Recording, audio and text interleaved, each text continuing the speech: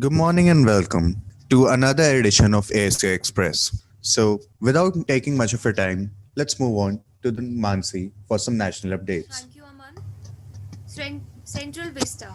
VP PM residents to be ready by 2022. The Vice President's, the Prime Minister's new residents are scheduled to be completed by May and December 2022 respectively. According to Central Public Work Department, the nodal agency for the Central Vista project, as the Environment Ministry expert, appraisal committee has granted the necessary clearance for the rest of the building under the plan. The buildings also include a common central secretariat and the Special Protection Group building. According to the CPWD's submissions to the ministry, the work on parliament is scheduled to be completed by November 2022, Vice President enclave by May 2022, and the PM's residency and the SPG building by December 2022. The cost of project, which also include a common central secretariat, has been estimated at rupees 13,450 crores. The plan, begin handled by Union Minister of Housing and Urban Affairs, involves having a new parliament building in place by India's 75th Independence Day in 2022.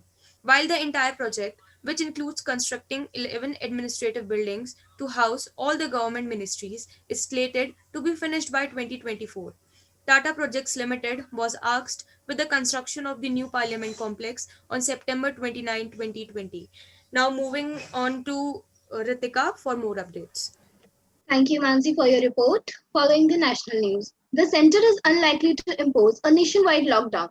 Though states and union territories have been advised to take stringent measures and implement customized lockdown to break the chain of transmission and curb the spread of COVID-19 infection, official sources said. The Health Ministry has already suggested a strict lockdown in at least around 150 districts with heavily positivity rate beyond 15%. Officials in the ministry and the COVID-19 task force are also concerned about high positivity among returnees from Kumbh. However, the center is concerned that a nationwide lockdown will have a devastating impact on the economy as it will lead to losses and particularly impact migrant labor. Thank you. Now over to you, Surbhi. Thank you, Ritika, for the previous bulletin. In the wake of the second wave of COVID-19, the Supreme Court has directed the central and state governments to consider imposing a ban on mass gathering and super spreader events. We would seriously urge the central and state governments to consider imposing a ban on mass gathering and super spreader events. They may also consider imposing a lockdown to curb the virus in the second wave in the interest of public welfare, the SE said. Having said that, we are cognizant of the socio-economic impact of a lockdown, specifically on the marginalized communities. Thus, in case the measure of a lockdown is imposed, arrangements must be made beforehand to cater the needs of these communities, the apex court added. The top court has asked the central and state governments to put on record the efforts taken to curb the spread of the deadly virus and the measures that they plan on taking in the near future. Thank you. Over to Muskan. Thank you, Surbi. Can't impose curbs on media if news is correct. Delhi High Court while dismissing plea seeking restrictions on airing COVID news. The Delhi High Court on Monday while dismissing a petition seeking restrictions on airing of news programs related to COVID-19 crisis in the country said there can be no curbs on the media so long as the information they are putting out is correct. The public interest litigation alleged that news channels are airing very negative visuals and stories of the second wave of the COVID-19 pandemic, which is causing a sense of insecurity towards life among people. The division bench of Chief Justice D.N. Patel and Justice Jasmeet Singh said, "We see no reason to entertain the petition." The PIL alleged that ever since the surge in COVID-19 cases, the television channels, in a most irresponsible manners, have been showing pathetic and unbearable pictures of the dead bodies and families of deceased. The petition filed by lawyer Lalit Valecha stated that news channels are airing bulletins 24/7 and most of the times these are repeated telecasts, which gives an impression as if new, fresh incidents are occurring every now and then. But the news article should be aired with the objective to incite positivity among the citizens. Now moving on to Akanksha for more updates. Thank you, Muskan. Resolve Delhi's oxygen crisis in 2 days, Supreme Court tells the center. The Supreme Court has asked the center to rectify oxygen issue of Delhi hospitals within 2 days before the midnight of May 3rd. In an order released late on Sunday night, the Apex Court ordered the center, in collaboration with other states, to prepare a buffer stock of oxygen and decentralize the location of emergency stock. Emergency stocks shall be maintained on a day-to-day basis, in addition to existing allocation of the allocation of oxygen supplier to the states, the Supreme Court said. The Supreme Court is also ordered that the central shall within 2 weeks formulate a national policy on admission to hospitals which shall be followed by all the state governments. Till the formulation of such national policy by central government, no patient shall be denied the hospitalization or essential drugs in any state or union territory for the lack of local residential proof of that state or union territory, or even in the absence of identity proof, the court ordered. The Central is also directed to revisit its initiatives and protocols, including on oxygen availability and pricing of vaccines, availability of essential drugs at affordable prices, and respond on all other issues before the next hearing. Thank you, and now moving on to Krisha for some local news. Thank you, Akansha. Moving on to local news. Streamline O2 supply, curb sale in black market, CM. Chief Minister Manohar Lal Khattar held a review meeting with nodal officers on Sunday to take stock of the COVID-19 situation in the city. Khattar stressed on streamlining the supply of oxygen, curbing the black marketing of oxygen cylinders, reducing the dependency on liquid medical oxygen by focusing on using oxygen concentrators, stopping the arbitrariness of private ambulances operators, control prices of essential food, smooth supply of masks, gloves, and sanitizers among the COVID-19 management issues. He has also asked the concerned officials to submit detailed report about the supply of oxygen, availability of beds, and medicine stock in the district. Municipal Corporation of Gurgaon Commissioner Vinay Pratap Singh, who was also present in the meeting and manages the oxygen supply. Khattar has asked the authorities to explore the possibilities of reducing the consumption of liquid oxygen and asked the health department officials to ensure full use of oxygen concentrator available in the hospitals. Thank you. Thank you, Tisa. DU postponed its final year exam for PG UG to June 1. New Delhi. Following demands from teacher and student, Delhi University had decided to postpone its exam. Now the online open book examination for final year undergraduate and postgraduate student will begin from June 1. D.S. Rawat, Deans of Examination, said, "We had a meeting with the deans of various departments. All the deans expressed that the exam should be postponed for now. The official notification will be issued by the university on Monday." Student organizers and teachers have been demanding postponement of the exam as many teachers and students were infected COVID-19. Now moving on, Avni. Thank you, Kamra. Rajasthan launches Universal Health Insurance Scheme. Chiranjeevi Yojana, the Rajasthan government's universal health insurance scheme, launched here on Saturday, is expected to provide support to COVID-19 patients during the pandemic. The 3,500 crore scheme gives an annual cashless insurance cover of Rs 5 lakh to every family in the state.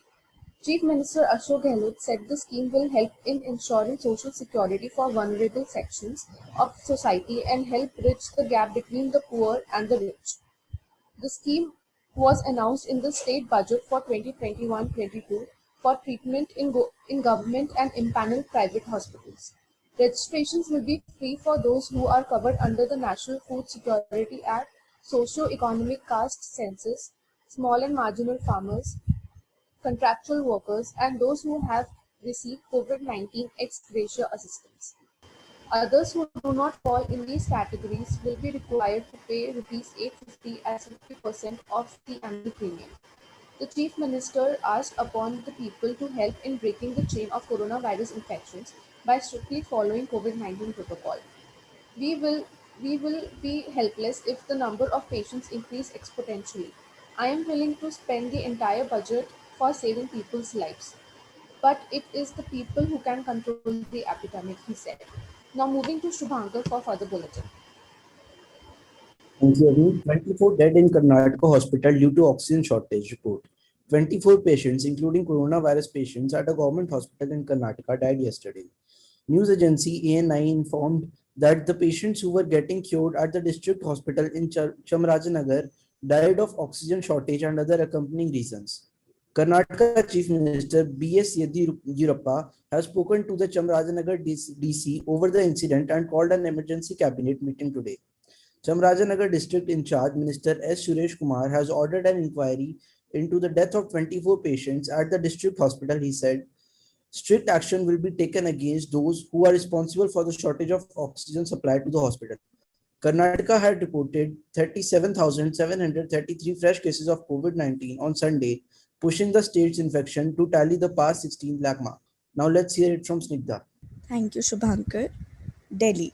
Two nurses held for remdesivir theft. In Punjabi Bagh, two nursing staff of Maharaja Agrasen Hospital were arrested for allegedly stealing remdesivir vials from their dead patients' quota and selling them at an exorbitant price to kin of needy patients. The accused have been identified as Domatothi Yashwant Rao and Deepak Singh. 5 injections have been seized from them. The duo worked in the ICU ward. During interrogation, the two men disclosed that they used to steal remdesivir injections of patients who died during treatment at their hospital and would sell them for 30,000 each. The national capital has seen many more such cases amidst shortage of various COVID resources. Now moving on to Aman for editorial of the day. Thank you, Snigdha. The Supreme Court's warning to the states. The Supreme Court has warned the states against any attempt to clamp down on the dissemination of information about the serious health crisis that the COVID possesses. The comment came in response to the utterly despotic threat issued by the UP Chief Minister Yogi Adityanath that those spreading misinformation or rumor would be detained under the National Security Act (NSA) and their property seized will surely help prevent ill-advised action by the police and the administration to appeal concerning shortage of hospital beds, medical oxygen, and vital drugs such as remdesivir and Fabiflu as attempts to bring the government in disrepute. Mr. Adityanath, Mr. Adityanath appears quite convinced that complaints about oxygen shortage in a state are either imaginary or worse, malicious, and wants to treat them as attempt to spoil the atmosphere. While it is entirely in order that the government has directed the police to crack down on the profiteering of medicines in the black market, it is quite a different matter if the administration starts seeing all appeals of help in a grave crisis as nothing more than activities aimed at tarnishing the government's image. How far the present regime feels itself accountable to the people at large is now unclear. It faces criticism from both within the government, from within the country, and the international media, and its reluctance to acknowledge its own failure to prepare for a calamitous second wave. Now, moving on to Anvita for the op-ed. Thank you, Aman. Um, BJP's principal assets, Modi and Shah, are in trouble. Alarm bells have started to ring for the BJP, but not because the result of the 5 assembly polls have been apocalyptic for the party ruling at the center since 2014. Far from it. The BJP has won a renewed mandate in Assam. With a little spin, and the party is not bereft of spin masters, it can claim that its tally in West Bengal has risen from a mere 3 seats in 2016 to over 75 seats in 2021. Yes, it has done poorly again in Kerala and Tamil Nadu, but it can always put up a brave front and admit that it did not have high expectations from these two southern states. In normal times, the BJP could have claimed that this is just another set of state elections and that there is nothing extraordinary about the win some, lose some outcome. But these are not normal times. It rarely happens, but it has happened now, that the timing of an election result becomes as crucial as the result itself. Viewed from this perspective, the BJP and its two supreme leaders Prime Minister Narendra Modi, and Home Minister Amit Shah have a lot to worry about. Modi, in particular, is currently facing the worst crisis of his prime ministerial tenure because of the widespread perception, both in India and abroad, that his government has monumentally mismanaged the COVID crisis. This perception has solid basis in reality. Even without the BJP's average performance in the 5 assemblies, Modi had begun feeling the heat of unprecedented criticism over his palpable failure to anticipate and plan for the second wave of the pandemic. Now the heat will surely intensify due to the timing of the election results. They have arrived right in the midst of the daily news of COVID-related calamities from almost all parts of the country. Over to Harish. Thank you, Anvita. Now let's move on to the international news of the day. Capgemini commits 50 crore to India to fight against COVID. French IT major Capgemini on Monday committed rupees 50 crore to augment medical infrastructure in India to tackle the COVID-19 crisis. In addition, Capgemini is also contributing rupees 5 crore to UNICEF to provide immediate support across India for critical COVID-19 response care. By setting up 3 oxygen generation plants and RT-PCR testing machines to augment the government's effort to fight against the pandemic. The rupees 50 crore fund will be used to build COVID care ICU facilities, oxygen generation plants, other long-term medical infrastructure, and provide relief operations, a statement said. As part of this effort, Capgemini is in discussions with various state government authorities to set up healthcare facilities across those cities where Capgemini has its presence. This contribution will be in addition to the Capgemini CSR statutory fund in India, the statement said. Now moving back to Aman for the cartoon of the day. Thank you, Harish. Now presenting the cartoon of the day. Thank you. And now going to Agastya for the sports news. Thank you, Aman. For today's sports news, Inter Milan breaks Juventus' 9-year reign as the title winner. 11 years ago, Inter Milan won its last title and has been going on a downward spiral since then. That is until Antonio Conte, an assistant football manager of Chelsea, came into the scene in 2019, who was an extremely celebrated player of the game and former Juventus player, knew all the tips and tricks Juventus had up its sleeve. In just 2 seasons alone, he managed to make Inter Milan hold equal footing against Juventus. Inter Milan had won the title. Conte was ecstatic. During the post-tournament meet, he said, "We're breaking up. Not even in my wildest dreams could I have imagined that we'd make up this much ground on the team that dominated Serie A for 9 consecutive years within the space of 2 seasons. Inter Milan is now in second in Italy in terms of with 19, with one ahead of its rival AC Milan with 18 trophies. However, Juventus still dominates the league with 36 trophies. And now back to Aman. Thank you. And that was it for today. Stay tuned for more updates tomorrow. And stay safe, wear a mask, and if possible, stay inside your homes. Thank you.